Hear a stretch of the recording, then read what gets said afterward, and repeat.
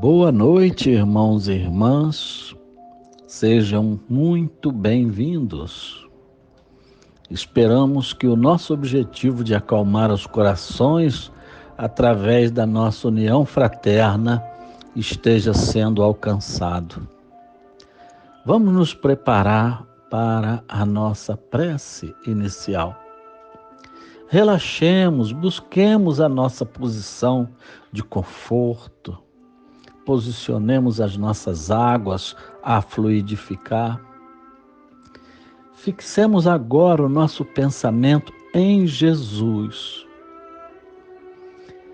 Amado Senhor, aqui estamos diante de vós, tentando interpretar os vossos ensinamentos da melhor maneira ao nosso alcance, visando encontrar uma base de equilíbrio que possa nos garantir um sustentáculo para encararmos os nossos desafios cotidianos. Porém, ó Mestre, temos consciência de que pouco alcançaremos sem a vossa divina aquiescência.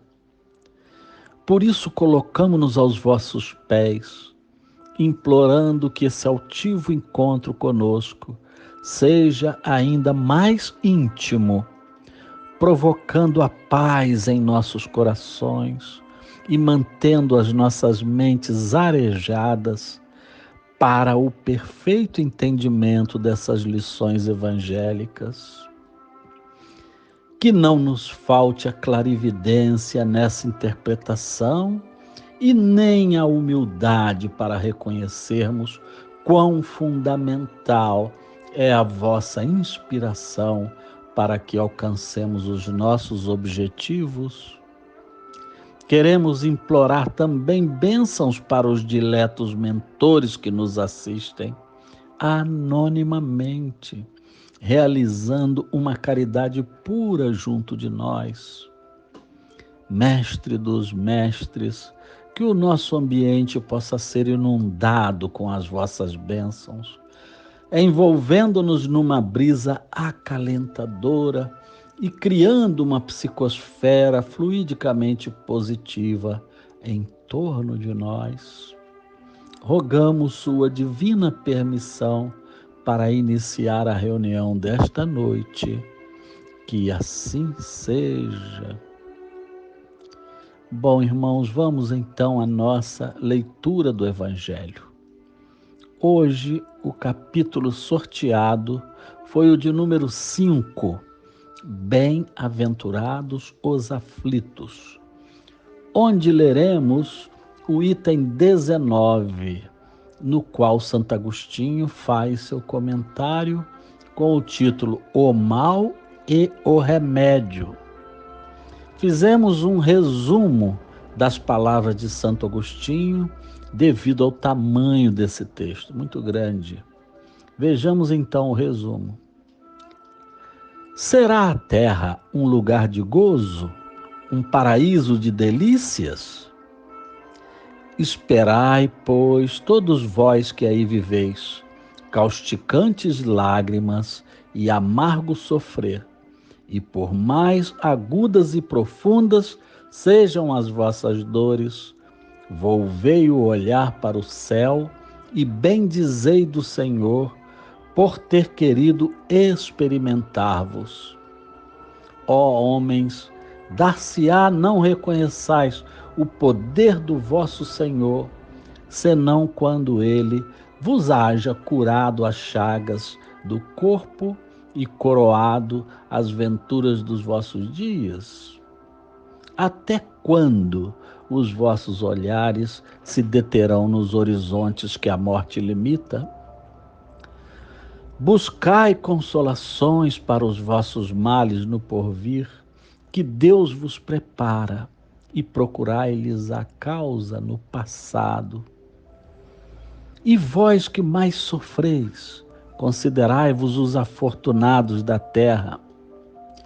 E que remédio então prescrever aos atacados de obsessões cruéis e de cruciantes males?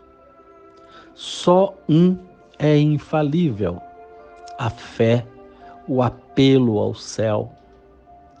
Se na maior acerbidade dos vossos sofrimentos entoardes hinos ao Senhor, um anjo à vossa cabeceira, com a mão vos apontará o sinal da salvação e o lugar que um dia ocupareis. A fé é o remédio seguro do sofrimento. Mostra sempre os horizontes do infinito, diante dos quais se esvaem os poucos dias brumosos do presente. Lembrai-vos de que aquele que crê é forte pelo remédio da fé, e que aquele que duvida um instante da sua eficácia é imediatamente punido, porque logo sente as pungitivas angústias da aflição. O Cristo vos disse que com a fé se transportam montanhas, e eu vos digo que aquele que sofre e tem a fé por amparo, ficará sob a sua égide e não mais sofrerá. Ditosos os que sofrem e choram. Alegres estejam suas almas, porque Deus as cumulará de bem-aventuranças. Santo Agostinho, Paris, 1863. Vamos passar então, meus irmãos, ao nosso comentário da noite. Que lição oportuníssima, meus queridos! Santo Agostinho afirma que o sofrimento é inerente a quem vive na terra e que deveríamos agradecer a Deus por essa dádiva. Busquemos entender a profundidade dessa afirmativa através de uma analogia que vamos fazer agora.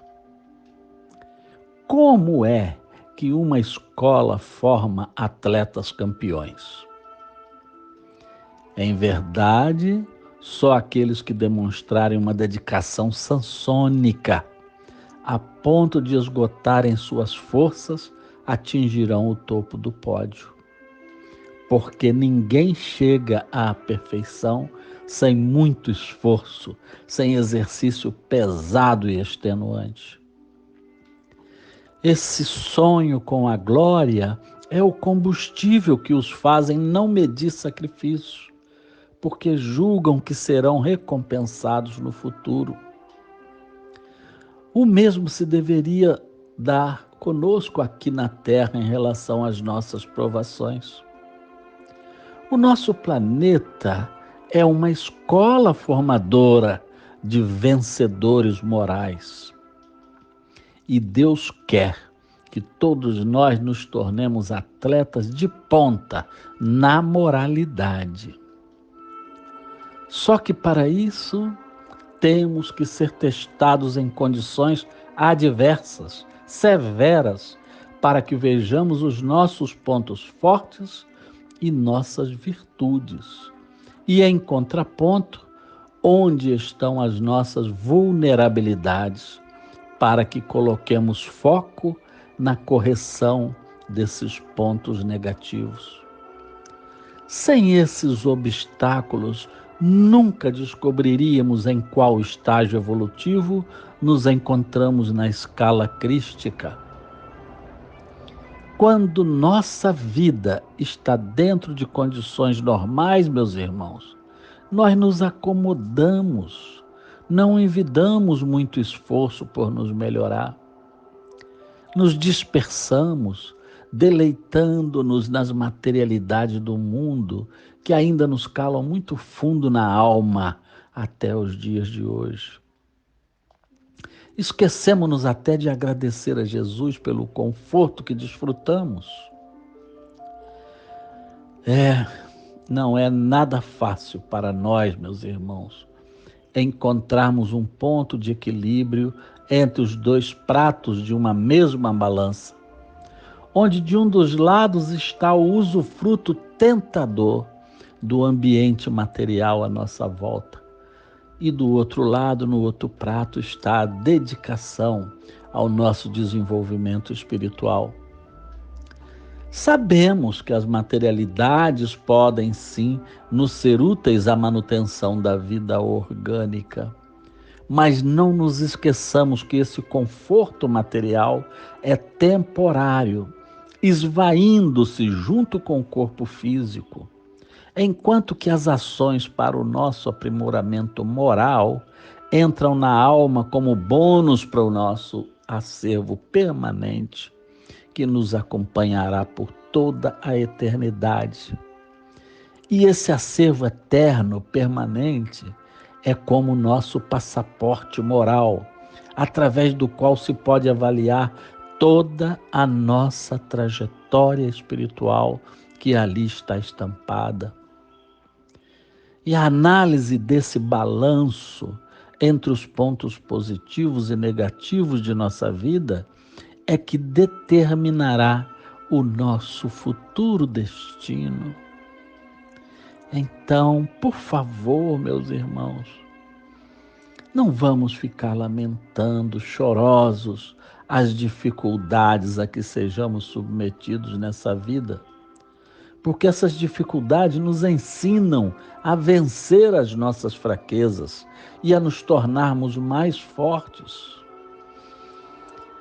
E quando Santo Agostinho fala sobre o remédio, hein, meus irmãos? Aliás, melhor dizendo, sobre o único remédio eficaz para aliviar realmente o sofrimento, que é a fé.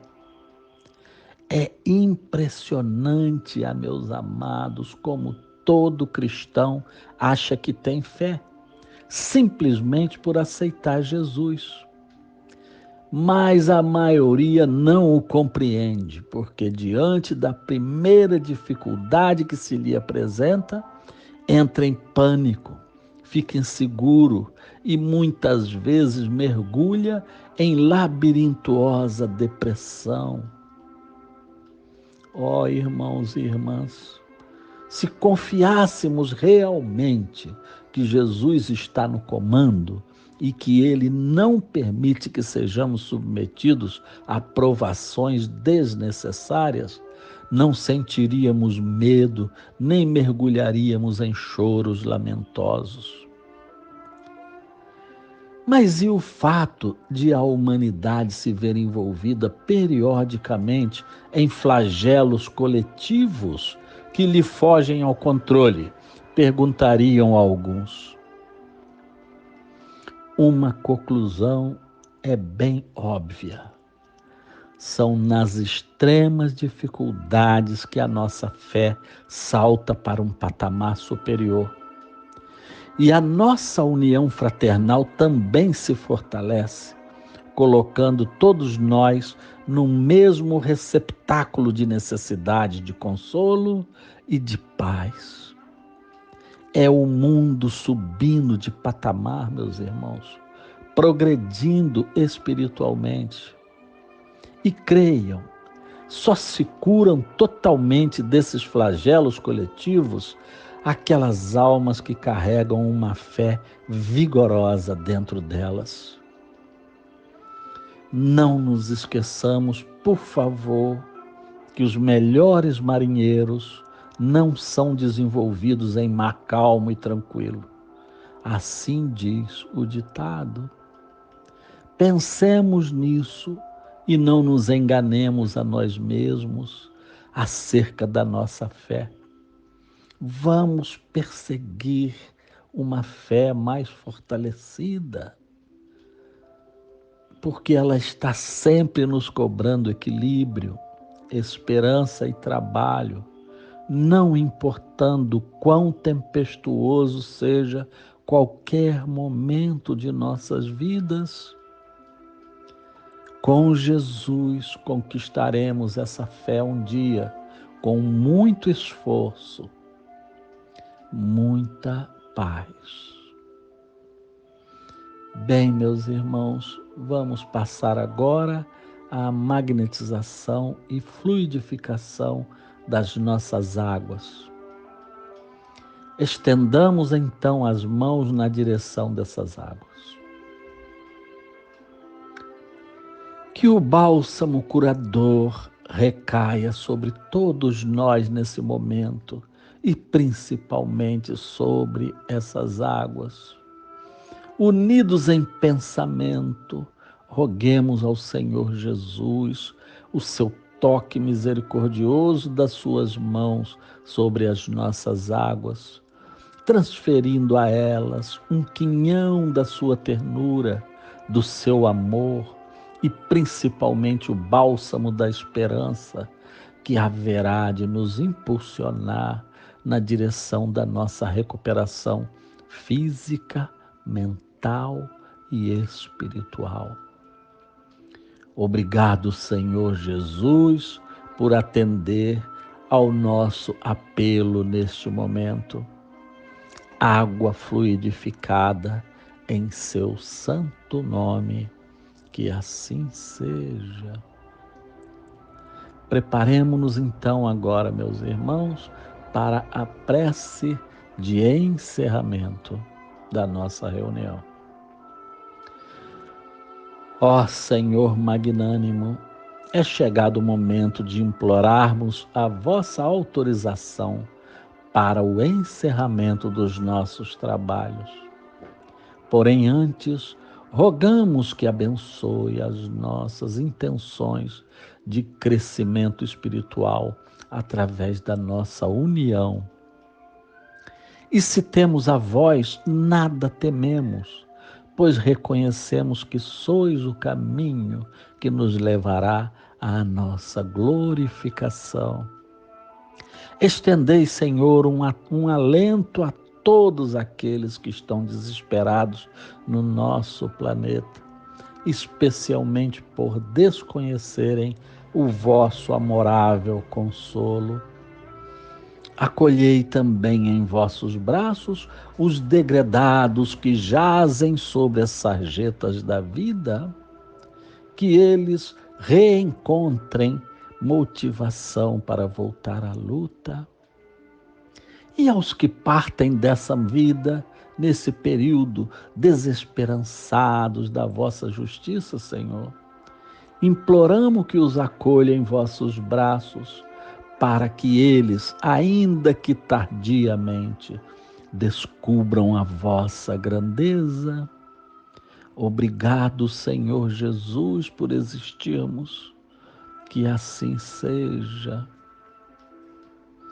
Assim, meus irmãos e irmãs, com muito amor e carinho, deixamos aqui o nosso abraço amigo, desse humilde servo e dos mentores que nos orientam. Muito boa noite.